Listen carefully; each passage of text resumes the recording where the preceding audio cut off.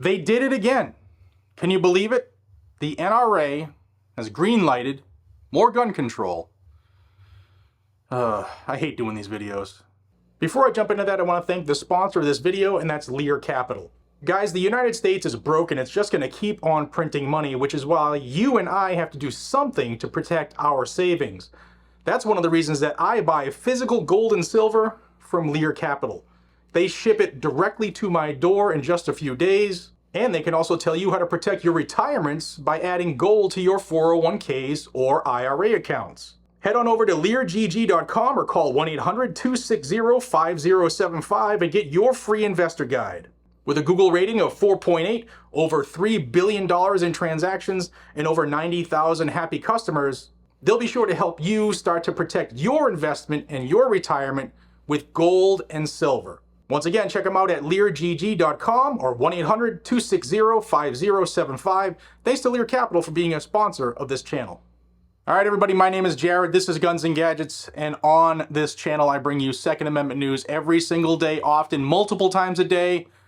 So if you want to stay in the know, hit that subscribe button down below. Like the video and share it if you get anything out of it and you want more people to see it.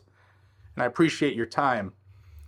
All right, so this National Defense Authorization Act that comes along every year, it's the military spending bill.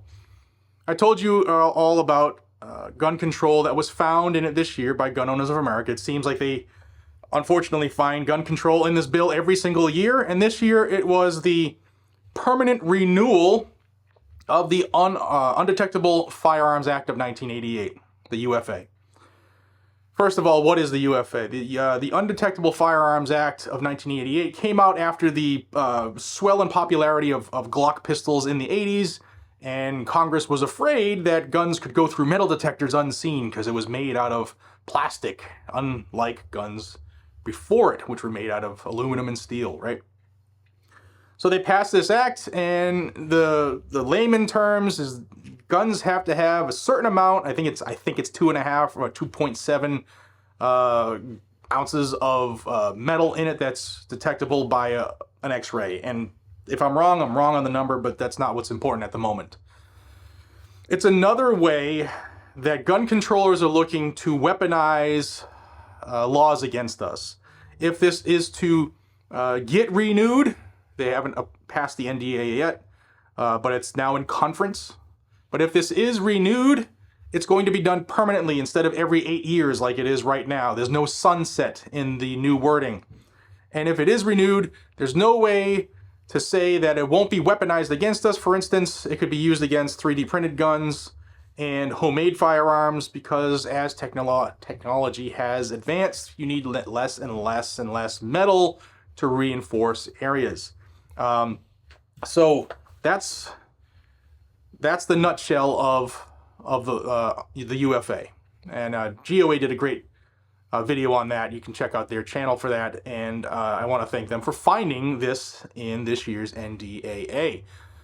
So I did a video on it, and it passed the Senate. The U.S. Senate approved it. Like I said, now it is in conference.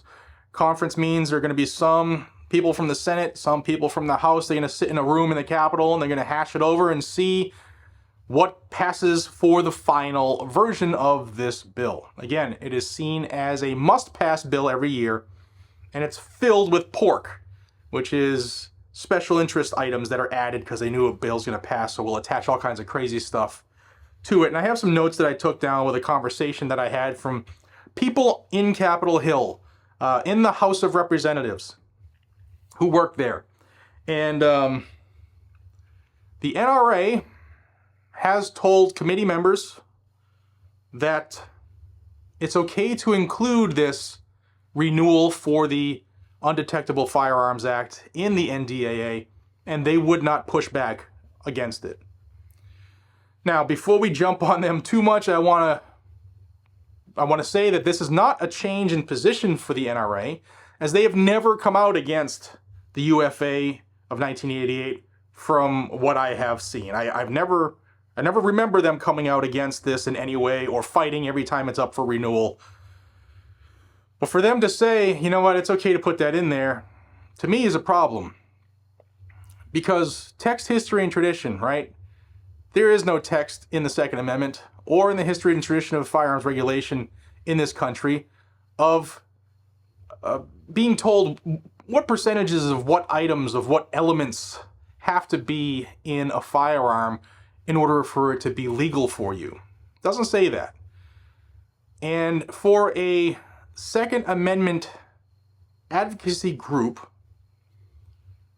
to be okay, whether it's passively or overtly, with the inclusion of items in a bill that will infringe upon our rights, even if it's not used against us, weaponized by the Biden administration, which you know it will.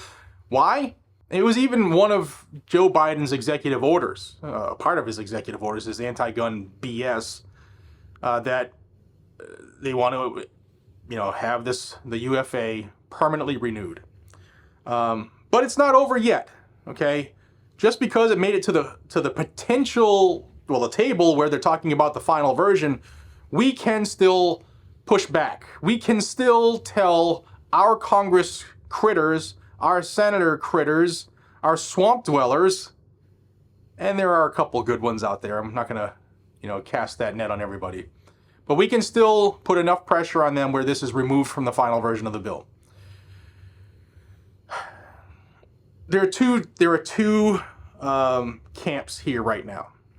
You can leave it in the NDAA and have it permanently renewed and hope and pray that it's going to be one of the only things that's passed against the Second Amendment that won't be weaponized against us, which apparently the NRA is cool with that scenario. And I really hate shitting on the NRA because I have friends that are in NRA, and I just wish that, what can one or two people do when you're, whatever.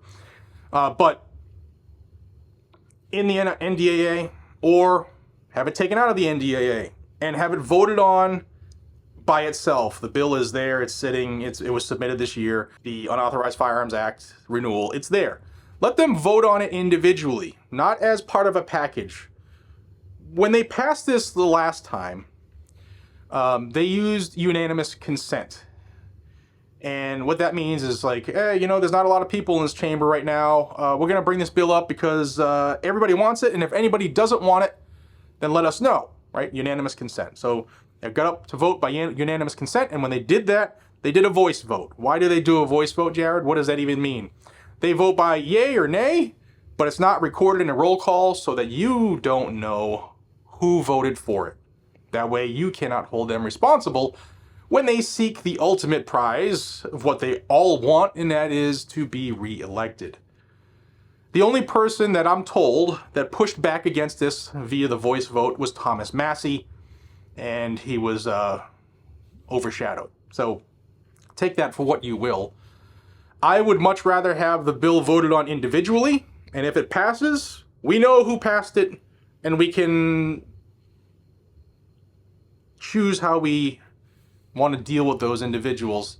Remember, we had 15 rhinos in the Senate who sold us out in the Bipartisan Safer Communities Act, and thankfully we got a roll call vote.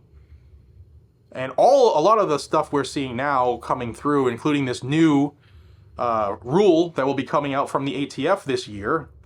See the video I did on that. But that's coming because of this Bipartisan Safer Communities Act. So everything that's happening, there's a game plan, there's an end goal, and it's not to give us more rights. It's not to infringe less.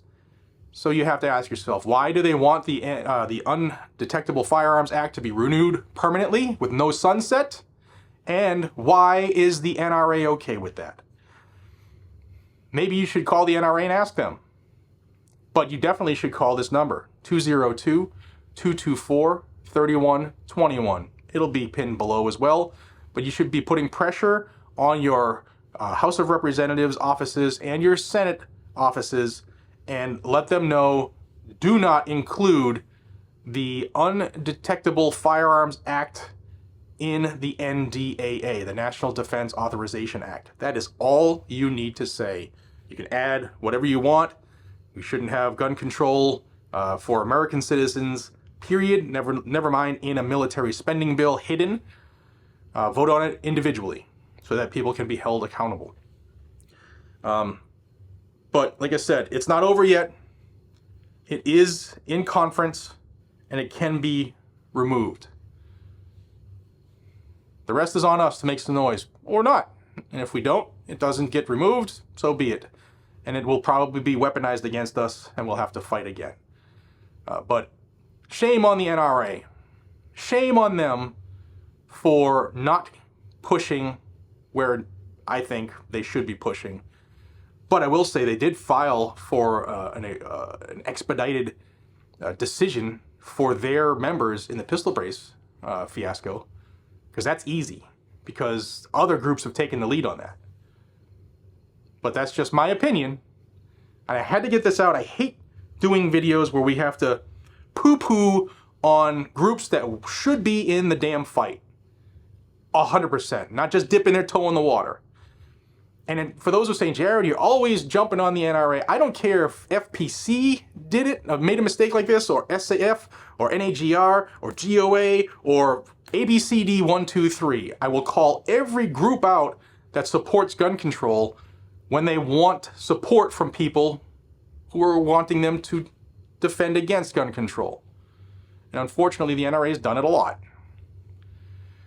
Numbers down below. Contact your legislators in the House and in the Senate. Tell them do not include the UFA, the Undetectable Firearms Act of 1988, in the final version of the NDAA, the National Defense Authorization Act. Vote on it individually and do not support the bill. With that, I hope you have a fantastic day. I am sorry I had to do this again, but you know, sometimes, just like the ATF, sometimes you need to beat them about the head, face, breast, neck, chest, and head before they get it. And maybe the NRA needs to get a little slap too from the people who are in the fight. Guys and gals, I'll see you on the next one. Take care.